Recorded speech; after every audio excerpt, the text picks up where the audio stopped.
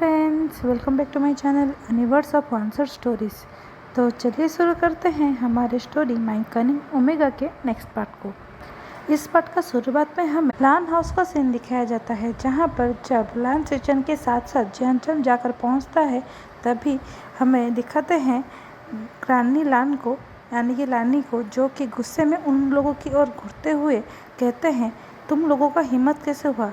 तुम अपने भाई का ही कैसे प्रेजेंटेशन चुरा सकते हो? क्या तुम्हारे पास ये क्षमता नहीं है कि तुम खुद के लिए एक प्रेजेंटेशन बनाओ? जिस बात को सुनने के बाद सिचन लानी को एक्सप्लेन करने ही वाला था, तभी लानी अपने हाथ में पकड़े गए अपनी छड़ी को नीचे पीटते हुए कहते हैं, क्या मुझे तुम बेवकूफ़ समझ रखे हो? ये क्या चल रहा है? आज से मैं तुम्हें कुछ दिनों के लिए ऑफिस से सस्पेंड कर रहा हूँ। जिस बात को सुनने के बाद सिचन कहता है, लेकिन ग्रानी आप ये क्या कर रहे हो? ग्रैंडमा, मैंने कुछ नहीं किया। तभी मिसेस लानशू कहते हैं कि ये सब कुछ लानवांग जी का प्लान होगा। तभी हमें दिखाते हैं वहाँ पर कहीं से सुयंग और साओ शिनचन आ जाते हैं, जिसे देखकर मिसेस लानसू कहती हैं, देखो ये लोग लानवांग जी के ही आदमी हैं, इसीलिए ये सब कुछ लानवांग जी का ही प्लान होगा। तभी सुयंग उसकी ओर सारा एविडेंस बढ़ा देता है, क्योंकि साओ शिनचन ने सब कुछ कलेक्ट कर लिया था, जो वो पैसा उसके बैंक अकाउंट में ट्रांसफ़र किया गया था और उसे ऑर्डर दिया गया था ये काम करने के लिए। वो सब कुछ वो दादी को दिखा देता है। जिस बात को देखने के बाद दादी और भी गुस्सा होते हुए कहते हैं, मुझे लग रहा है कि मेरा डिसीजन गलत था। अच्छा हुआ कि विंग आकर मेरा आँख खोल दिया। अगर वो नहीं होता तो मैं कब का तुम्हें इस घर का हेड बना चुका होता। अच्छा हुआ कि तुम अब इस घर का हेड नहीं हो। जिस बात को सुनने के बाद लानसिचन कुछ और कहता, तभी जियानचन उसके हाथ को पकड़ लेता है और उसकी ओर देखकर कहता है, थोड़ी देर रुको। तभी दादी की ओर देखकर झुककर कहता है, दादी आई एम सॉरी, क्योंकि ये सब कुछ मेरा प्लान था, इसमें हस्बैंड का कोई भी गलती नहीं। जो बात जब लानसिचन सुनता है वो शॉक हो जाता है, क्योंकि उसे ये यकीन नहीं था कि जियानचन जैसा इंसान उसके लिए कुछ सैक्रिफाइस करेगा। तभी दादी जियानचन की ओर देखकर कहते हैं, तो आज से मैं ये डिसीजन लेता हूँ कि तुम्हारा किसी भी तरह का इंटरफेरेंस नहीं होगा लान कॉरपोरेशन के डील में। जो बात को सुनकर जियानचन को बुरा तो लगता है, लेकिन वो कुछ नहीं कहता, क्योंकि अभी उसके लिए सबसे बड़ा एम है कि उसका हस्बैंड ये सब चीज़ों से बच जाए।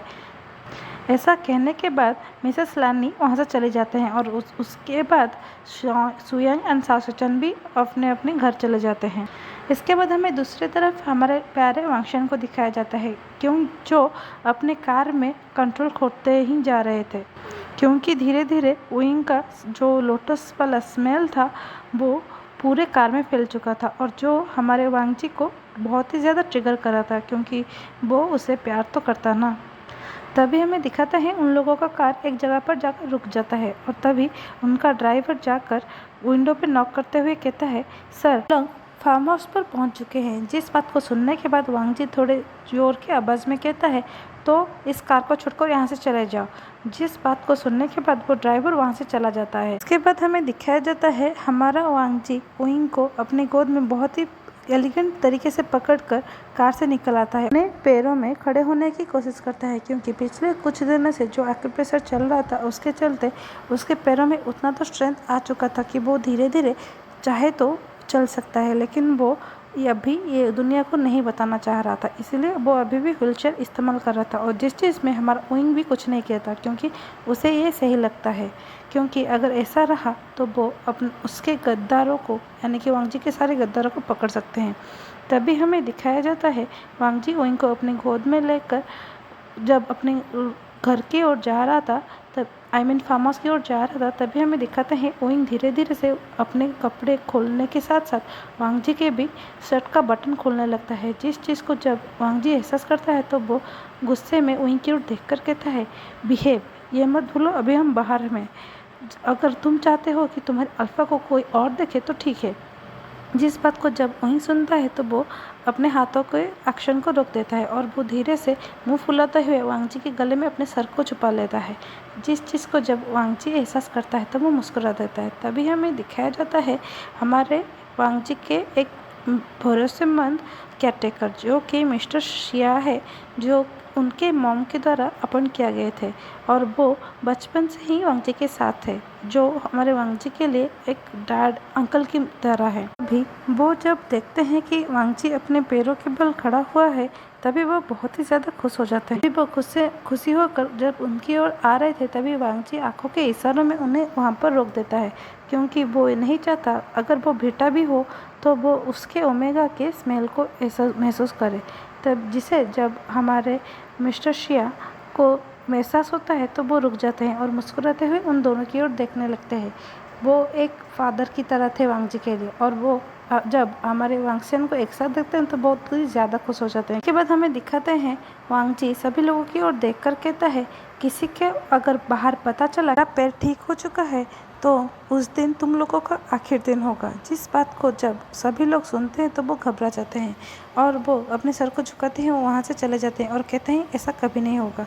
तभी हमें दिखाते हैं मिस्टर शिया जब वहाँ से जाने ही वाले थे, तभी वांगजी कहता है, अंकल मैं चाहता हूँ कि इस घर पर सिर्फ आप रुके, और जब मैं आपको इन्फॉर्म कर दूँ तो मेरे घर रूम के आगे आप खाना पहुंचा देना। जिस बात को सुनकर मिस्टर शिया भी कुछ नहीं कहते और वहां से चले जाते हैं अपने क्वार्टर की ओर। तभी हमें दिखाया जाता है वांगजी को उइंग को अपने गोद में लेकर उसके बेडरूम पर जाने को, जहां पर जब वो लोग बेडरूम में पहुंच जाते हैं तो उइंग और भी ज़्यादा वाइल्ड होकर गुस्से में वांगजी के गले को काट लेता है। जो चीज़ जब वांगजी को एहसास होता है तो वो चीख पड़ता है, क्योंकि वो बहुत ज़ोरों के काटा था, क्योंकि वो अपना गुस्सा जाहिर कर रहा था। तभी वांगजी उइंग को थोड़ी बाहर खींचते हुए उसकी आंखों में देखकर कहता है, ये क्या हो रहा है, तुम अभी हिट में हो तो अपने काबू में नहीं हो, तो थोड़ी देर रुक जाओ। जिसको सुनने के बाद उइंग कहता है, मुझे पता है मैं किसके साथ कर रहा हूँ और क्या कर रहा हूँ, और ये मत भूलो हम लोग मैरिड है, तो ये सब कुछ मैं तुम्हारे साथ नहीं करूँगा तो किसके साथ करूँगा। जिस बात को जब वांगजी सुनते हैं वो बहुत ही ज़्यादा खुश हो जाते हैं और कहता है, तो ठीक है, अगर तुम्हारा यही इच्छा है तो चलो शुरू करते हैं। तभी उइंग कहता है, लेकिन पहले मैं चाहता हूँ कि तुम अपना कपड़े को उतारो। तभी वांगजी कहता है, ये सब कुछ मुझ पर छोड़ दो, ये मत भूलो कि यहाँ पर अल्फ़ा मैं हूँ ना कि तुम। तभी उइंग कहता है, लेकिन तभी वांगजी उसके मुंह को अपने किस के थ्रू बंद कर देता है और उसके बाद वो दोनों एक दूसरे को एक हंगर पपी की तरह किस करने लगते हैं, स्मूच करने लगते हैं। इसके बाद हमें दिखाते हैं वांगजी धीरे धीरे किस करने के बाद उइंग के गले की ओर आ रहा था। उसके बाद नीचे जाकर उसके शर्ट को जो वो पहना हुआ था उसे फाड़ देता है। जो चीज़ जब उइंग को एहसास होता है तो वो थोड़ा शर्मा जाता है, क्योंकि जितना भी कह लो वो उसका अल्फ़ा है और ये पहली बार होगा जब वो दोनों एक दूसरे को नेकेड हालत में देखेंगे। तभी हमें दिखाते हैं वांगजी उस उइंग से अलग होकर अपने शर्ट को भी उतार देता है और पैंट को भी। तभी जब उइंग का नज़र वांगजी के प्राइवेट पार्ट पर पड़ता है तो वो बहुत ही ज़्यादा शॉक हो जाता है, क्योंकि उसे ये यकीन नहीं था कि वो इतना बड़ा होगा। तो वो घबराते हुए वांगजी की ओर देख कर कहता है, लेकिन लांजान इतना बड़ा मेरे अंदर फिट कैसे होगा। तभी वांगजी कहता है, तुम चिंता मत करो, सब कुछ मेरे ऊपर छोड़ दो, सब तुम्हें बिल्कुल भी एहसास नहीं होगा और सब कुछ हो जाएगा। तभी उइंग कहता है, लेकिन नहीं, मैं अभी कुछ नहीं करेंगे, हम लोग बाद में, मैं अभी प्रिपेयर नहीं हूँ। तभी वांगजी कहता है, तुम मेरे शेर को जगाने के बाद उसे रोकने के लिए कैसे कह सकते हो, ऐसा नहीं हो सकता। अगर मैं चाहूँ तो अभी तो मैं क्लेम कर सकता हूँ, लेकिन मैं चाहता हूँ ये सब कुछ जो क्लेमिंग का प्रोसेस हो वो हमारे होश में हो, लेकिन अभी हम लोग प्यार तो कर सकते हैं ना। तभी उइंग कुछ और कहने ही वाला था, तभी वांगजी अचानक से अपने उइंग के पैंट को निकल देता है और वो कुछ ना कहकर उइंग को बिना प्रिपेयर किए उसके अंदर इंसर्ट कर देता है। जिस बात से हमारा उइंग बहुत ज़ोर से चीख लेता है, क्योंकि जो भी कह लो वांगजी का वो पार्ट बहुत ही ज़्यादा बड़ा था, जो कि उइंग के लिए बहुत ही पेनफुल था। उसके बाद वो गुस्से में वांगजी के पीठ को पीटने लगता है और कहता है, वांगजी ये क्या किया, तुमने मुझे थोड़ी देर के लिए प्रिपेयर भी नहीं किया। तभी वांगजी हंसते हुए कहता है, ये ऐसा ही अच्छा लगता है, क्योंकि अगर मैं तुम्हें प्रिपेयर करता तो तुम्हें ज़्यादा दर्द होता और उसके अलावा तुम्हारा सारा इंटेंशन माने सारा अटेंशन ये इसके साइज़ के ऊपर चला जाता और हम लोग ये चीज़ एंजॉय नहीं कर पाते। तभी उइंग कहता है, तुम पागल, इसे निकालो अभी, मैंने कहा ना निकालो, मुझे बहुत ज़्यादा दर्द हो रहा है। जिसे सुनकर वांग जी हंसते हुए कहता है, तुम थोड़ी देर रुको, मुझे जितना पता है थोड़ी देर बाद तुम मौन करने लगोगे मेरे नीचे, और तुम्हें ही और भी ज़्यादा चाहिए होगा। तभी उइंग मुंह बना लेता है। तभी वांग जी अपना एक्टिविटी फास्ट कर देता है। थोड़ी देर हमें दिखाया जाता है वो एक्टिविटी इतना ज़्यादा फास्ट था जिसके बाद भी उइंग उसे मोर मोर कह रहा था। तभी जब बात सुनने के बाद वांग जी हंसकर उइंग की ओर देख कर कहता है, मैंने कहा था ना तुम मुझसे और भी ज़्यादा के डिमांड करने लगोगे। तभी हमें दिखाते हैं वो रात ऐसे ही कट जाता है और हमारे वांगसियान बिना खाए पिए रात भर कितने राउंड करे वो किसी को भी पता नहीं, ना कि उन लोगों को खुद को ही पता था। उसके बाद हमें नेक्स्ट डे का सीन दिखाया जाता है जहाँ पर जब हमारे उइंग का आँख खुलता है तो उसे एहसास होता है कि उसका बॉडी नम पड़ चुका है और उसे सब कुछ याद आ जाता है कि वो कल क्या हुआ था उसके साथ। और वो ये जो बस सोचने के बाद वो बहुत ही ज़्यादा शर्मा जाता है। तब से प्यास लगने लगता है, इसीलिए वो जब अपने हाथों को बढ़ाने ही वाला था पानी की ओर तभी उसे एहसास होता है वो दोनों अभी भी एक दूसरे के साथ कनेक्टेड है, जिस चीज़ से उइंग और भी ज़्यादा शॉक हो जाता है और धीरे से वांग जी की ओर घूमकर उसे एक मुक्का मार देता है, जिस चीज़ से हमारे वांग जी का भी नींद टूट जाता है और उइंग की ओर देख कर कहता है, बाबे क्या हुआ है, तुम इतने गुस्से में क्यों हो।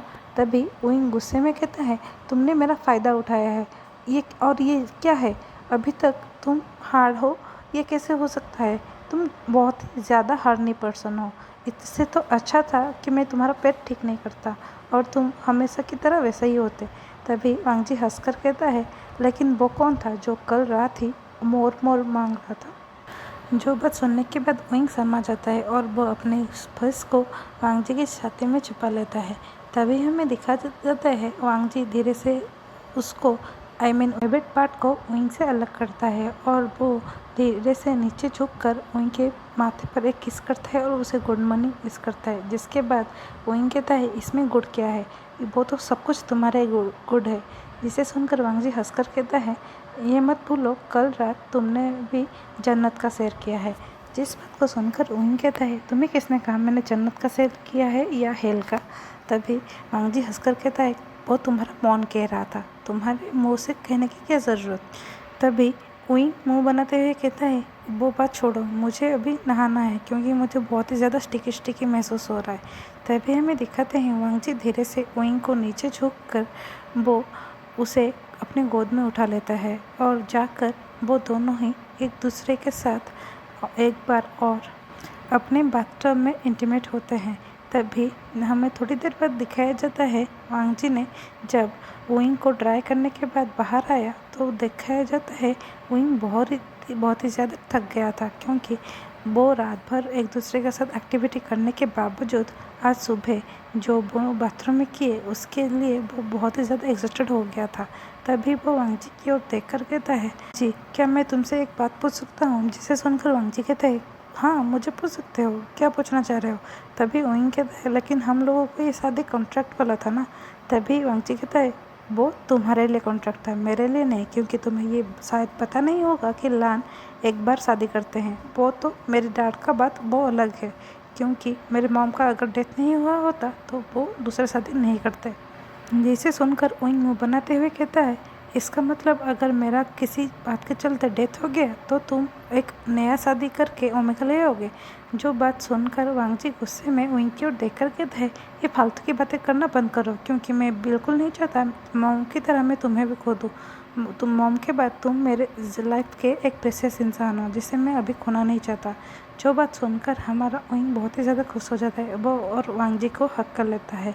तभी वांग जी को सोचते हुए कहता है, बाबे क्या मैं तुम्हें एक बात पूछ सकता हूँ। तभी उइंग कहता है, हाँ क्या पूछना चाह रहे हो। तो तभी वांग जी कहता है, तुम्हारे साथ असल में क्या हुआ था, क्योंकि तुमने सिर्फ बताया है कि तुम अपनी फैमिली से रिवेंज लेना चाह रहे थे, लेकिन किस बात के लिए, क्या क्या है उन लोगों ने। उसको सुनने के बाद उइंग सब कुछ जो कि बचपन से उसके साथ हुआ था वो सब कुछ उसे बता देता है और कहता है, अब तुम्हें पता चला मेरा फैमिली कैसा है और मैं उन लोगों से क्यों रिवेंज लेना चाह रहा था। तभी वांग जी अपने सर को हाँ में हिला कर कहता है, हाँ मुझे पता चल गया और चिंता मत करो, उस चीज़ में मैं तुम्हारे बिल्कुल ही साथ दूंगा। और एक बात, तभी उइंग कहता है, लेकिन क्या।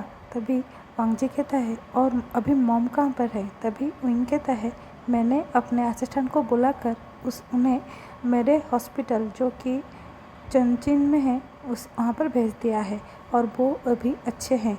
तभी वांगजी कहता है लेकिन मैं उनसे मिलना चाहता हूँ, जिसे सुनकर वहीं मुस्कुरा देता है और कहता है ठीक है, इस संडे हम लोग जाएंगे, लेकिन उससे पहले मैं तुम्हारे मॉम से भी मिलना चाहूँगा, क्योंकि मुझे जितना याद है हम लोगों के मॉम फ्रेंड्स हुआ करते थे। जिस बात को सुनकर वांगजी कहता है हाँ मुझे पता है। उसके बाद हमें डायरेक्ट सीन रात का दिखाया जाता है, इवनिंग टाइम का, जहाँ पर एक एग्जीबिशन हॉल में सभी लोग बैठे हुए थे और सभी लोग इंतज़ार कर रहे थे वो इंसान का जो ये एग्जीबिशन को स्टार्ट करने वाला था। तभी हमें अचानक से दिखाया जाता है लानवांगजी जो कि अपने व्हील चेयर में था, उसके साथ साथ उसके ओमेगा यानी कि ओबुशन वो लोग वहाँ पर पार्टी हॉल में पहुँच जाते हैं, जिसे देखकर सभी लोग शॉक हो गए थे, क्योंकि जब से वांगजी का तबीयत ख़राब हुआ है यानी कि पैरालाइज्ड हुआ है वो तब से किसी भी पब्लिक इवेंट में अपेयर नहीं हुआ था, लेकिन ये पहली बार था वो पब्लिक के लिए अपेयर हुआ था, जिसे देखकर सभी लोग कानफूसी करने लगते हैं। तो आज के लिए बस इतना ही। अब हम नेक्स्ट पार्ट में देखेंगे कि क्या होता है। और हाँ, अगर आप लोगों को ये थोड़ा पार्ट ऑकवर्ड लगे तो मुझे कह सकते हो, क्योंकि ये मेरा पहली बार है। क्योंकि इससे पहले जब भी मैं रोमांटिक सीन का एक्सप्लेन करने का बात आता है तो मैं बिल्कुल भी अनाड़ी हूँ और ये मेरा पहली बार है। तो अगर कुछ गलत हो जाए तो मुझे माफ़ कर दीजिएगा। और तब तक के लिए अगर स्टोरी पसंद आ रही इसे लाइक कीजिए, अपने दोस्तों के साथ शेयर कीजिए और ढेर सारा कमेंट कीजिए। और अगर और किसी भी तरह का स्टोरी आपको जानना है यानी कि सुनना है तो वो आप मेरे चैनल में जाकर विजिट करके देख सकते हैं।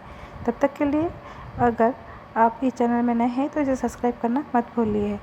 तब तक के लिए bye bye and thanks for watching. हाँ, अभी मैं 2 दिनों के लिए ब्रेक में हूँ, क्योंकि अब मेरा संडे में एग्ज़ाम है, जिसके चलते मुझे पढ़ाई करना है। तो आप लोग समझोगे शायद।